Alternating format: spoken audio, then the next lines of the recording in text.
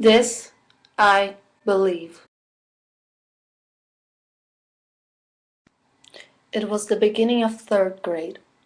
We were finally going to have classes with different teachers. I was excited, just like my friends. We couldn't wait for the beginning of class. The first block that we had in the day was mathematics. Math was fun for us. It was fun. We hurried into class and met our new math teacher, Miss D'Angelo. Everything was going well. I didn't talk much, but the students who did were very well treated. I got confused in a question and raised my hand. I barely managed to say the beginning of the first word from the question. What happened next was a shock to me.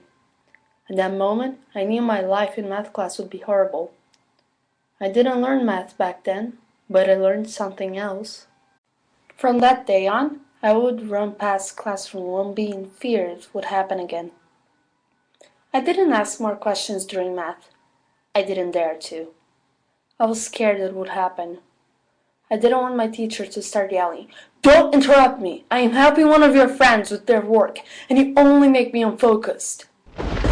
The rest of her scold was almost completely composed of bad words. I was holding back my tears at the moment. That is my one and only reason why I hate math. I always thought back. I always did, and I still do it sometimes. Why did she do that? What had I ever done to her?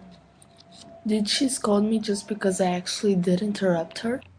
But one night, I decided I was sick of being treated like an animal, and decided she wouldn't yell at me anymore. I waited for Wednesday to come, and on math class, I raised my hand to ask a question. The face she made at the moment normally scared me. It normally would make me shrink in my chair. But today, my reaction was different. I wouldn't let her bully me for no reason. I started laughing like crazy, like a psycho in a horror movie. She looked confused. Finally, I started yelling at her everything that I was holding back. She stopped being awful towards me. I will never have her yell at me again. My hope of finally being free of her scolds was what made me finally stand up for myself.